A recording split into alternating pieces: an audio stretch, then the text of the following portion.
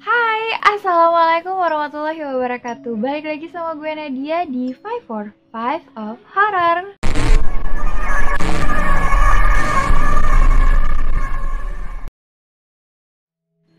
The 545 kali ini akan membahas tentang Shindaku dan legenda manusia harimau yang masih dipercaya di Indonesia. Tapi beberapa masyarakat aja yang percaya sama Shindaku ini dan manusia harimau ini.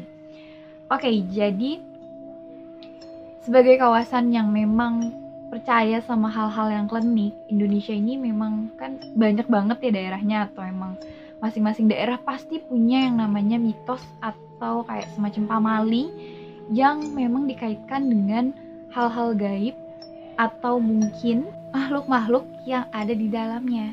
Nah, misalkan nih ada tuyul, ya kan, tuyul emang dibuat untuk pesugihan dan dia tuh kerjaannya nyari ngambilin uang orang. Terus juga ada yang namanya Banaspati. Konon katanya badannya itu dipenuhi dengan api. Jadi memang apinya itu memang dari badannya.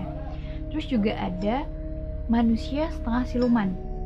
Nah, ini masih banyak banget orang-orang yang percaya sama keberadaan manusia ini. Nah, di sini tuh disebutin dengan nama Cindaku.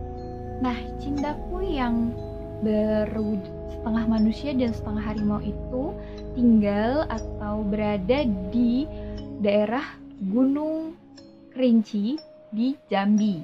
Nah, Cindaku ini ngapain? Cindaku ini mereka itu tugasnya untuk menjaga ketertiban atau kayak semacam kedamaian dari dua dunia, yaitu dunia manusia dan dunia harimau. Jadi Cindaku itu di tengah-tengahnya. Nah, kali ini Fiver akan ngebahas tentang Cindaku dan legenda-legenda tentang manusia setengah harimau. Oke, berikut penjelasan tentang Cindaku. Yang pertama, kita akan ngebahas tentang wujud dan asal-usulnya, atau Cindaku itu apa sih? Cindaku adalah nama dari makhluk setengah siluman atau setengah harimau yang memang itu hidup udah dari ratusan tahun yang lalu. Nah, tugasnya itu yang tadi gue bilangin, dia itu adalah pihak ketiga yang menjembatani antara dunia manusia dan dunia harimau, atau ya jadi intinya pihak ketiga di antara manusia dan harimau. Karena kenapa harus ada Cindaku ini? Karena memang konon katanya dunia harimau dan dunia manusia ini nggak pernah akur, jadi tuh selalu menimbulkan konflik. Nah, jadi Cindaku ini kayak untuk perdamaian antara kedua belah pihak, dan itu untuk kayak tidak menyebabkan konflik yang lebih lanjut, yang dimana keduanya itu menimbulkan korban. Jadi konflik tersebut tuh jadi menimbulkan korban. Nah, Cindaku ini berperan untuk menghalau itu. Nah, Cindaku ini berasal dari mana? Cindaku ini awalnya itu adalah seorang manusia yang dimana dia itu mempelajari atau emang dia itu punya ilmu turun-temurun dari leluhurnya. Jadi memang kayak semacam ada garis keturunannya sebagai seorang Cindaku atau siluman harimau. Nah, jadi pakai ilmu ini mereka itu bisa berubah menjadi harimau, bisa berubah jadi manusia. Karena memang kan kayak duta delegasi gitu. Enggak, maksud jadi kayak semacam pihak ketiga ini jadi harus netral antara keduanya. Nah, makanya dia itu bisa berubah jadi harimau. Jadi ketika dia ke dunia harimau, ya dia berubah jadi harimau. Dengan dia mempelajari si ilmu Cindaku ini, dia itu harus memegang teguh tugasnya. Karena memang dia itu kayak penjaga perdamaian antara dua dunia ini.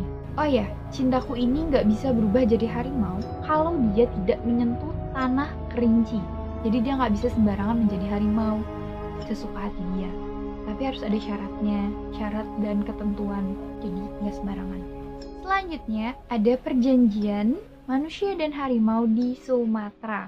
Iya, jadi tadi kan gue udah bilang, karena adanya konflik dan ada terjadinya masalah, akhirnya si Cindaku ini bertujuan untuk yang ngebuat perjanjian antara mereka tuh.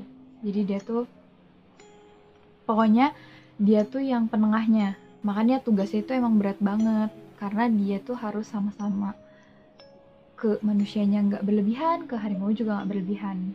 Jadi dia harus tetap kayak nggak mihak siapa-siapa gitu. demi menjaga perdamaian kedua dunia tersebut. Nah, hasil dari perjanjian itu apa? Hasil dari perjanjian itu sebenarnya manusia nggak boleh ke dunia harimau untuk menghancurkan atau membunuh cucu anaknya. Jadi kayak keturunan harimau itu nggak boleh dibunuh sama manusia. Dan berikut pula harimaunya nggak boleh datang ke dunia manusia dan makan atau ngebunuh anak cucu dari manusia itu.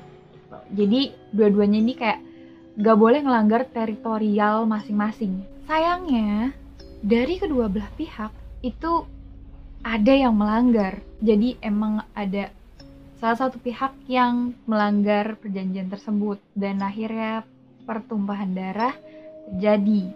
Akhirnya kedua belah pihak itu gak akur. Jadi kayak yang satu perburuan liar ke harimau, yang satu datang ke dunia manusia, terus ya mungkin dia kayak takut terus gak sengaja ngebunuh, ya kita juga gak tahu. Intinya akhirnya dua belah pihak ini gak akur sama sekali dan malah ngebuat banyak pihak lebih berang lagi, kayak kenapa sih gak akur gitu.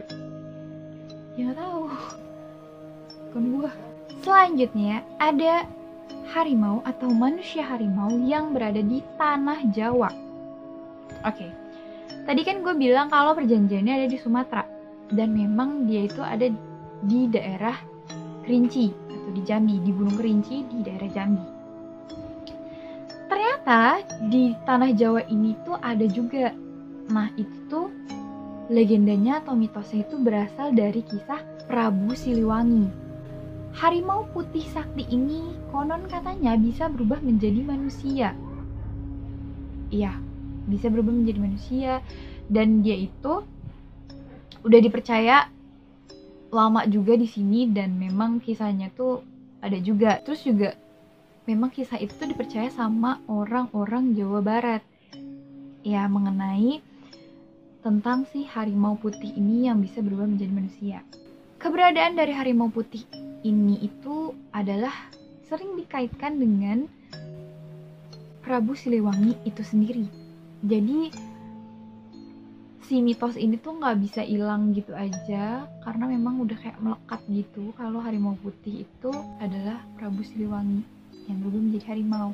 Terus juga ada orang yang percaya katanya ada harimau loreng lainnya. Jadi kan harimau putih ini rajanya.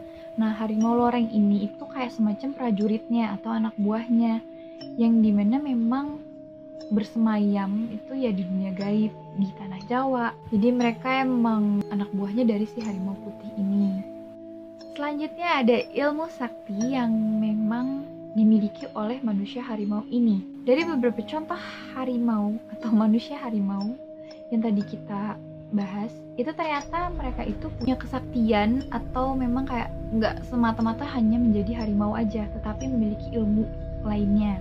Maksudnya jadi lebih sakti gitu dari manusia normal lainnya. Dengan ilmu seperti cindaku dan tapadrawanya, yang dimana ilmu itu dilakukan oleh Prabu Siliwangi, seseorang manusia bisa berubah menjadi harimau atau manusia yang memiliki kekuatan lebih hebat dibanding dari manusia normal lainnya. Meski dua ilmu yang tadi yang gue sebutin itu memang bukan ilmu hitam ya, maksudnya bukan ilmu yang sebenarnya tuh nggak salah gitu, karena memang dia tuh untuk menjaga perdamaian aja, tapi individu yang mempelajarinya terkadang malah dapat masalah juga. Yang pertama ada masalah keyakinan. Jadi untuk ada agama tertentu yang memang untuk melarang mempelajari ilmu tersebut. Terus juga ada beberapa orang juga yang percaya kalau misalkan ilmu ini nggak diangkat dari tubuhnya ketika dia meninggal, ketika dia mau meninggal, itu dia nggak bisa meninggal. Jadi ketika orang itu sakaratul maut, dia itu nggak bisa meninggal kalau ilmu itu nggak diambil dari badannya. Jadi harus diambil, harus dibersihin. Dan yang terakhir ada wujud cindaku yang menyeramkan. Meskipun memang wujud cindaku itu terkesan menyeramkan, sebenarnya tugas yang dijalani sama dia itu adalah tugas mulia, karena memang dia yang menjaga dua dunia tersebut, dunia manusia dan dunia harimau, agar tetap damai gitu kan. Cindaku ini gak akan mengganggu manusia maupun harimau yang dimana saling menghargai satu sama lain. Jadi kalau misalkan harimau dan manusianya saling menghormati dan menghargai satu sama lain, dia gak akan ngapa-ngapain, jadi dia cuma kayak untuk mantau doang. Karena bagaimanapun tugasnya, dia adalah menjaga keseimbangan antara dua dunia tersebut. Nah, itulah beberapa bahasan tentang Cindaku dan manusia harimau lainnya yang ada di Indonesia. Benar atau tidaknya, itu semua kita juga nggak tahu, karena itu balik lagi ke pribadi masing-masing. Kalian percaya atau enggak itu terserah. Namun, sebenarnya, in fact gitu ya, manusia yang percaya dengan Cindaku dan manusia harimau ini agak cukup banyak juga yang masih percaya sampai saat ini. Tapi balik lagi ke kalian, oke? Nah, sekian dulu untuk video kali ini tentang pembahasan Cindaku dan manusia harimau lain yang ada di Indonesia. See you next video. Nah, jangan lupa untuk like, comment, dan share video ini di media sosial kalian, dan juga untuk subscribe channel Gaystar. Gue Nadia, pamit undur diri. Kalau misalkan ada salah kata atau misalkan ada salah perilaku, gue mohon maaf karena ya gue manusia. Jadi memang tidak luput dari kesalahan. Oke. Wassalamualaikum warahmatullahi wabarakatuh.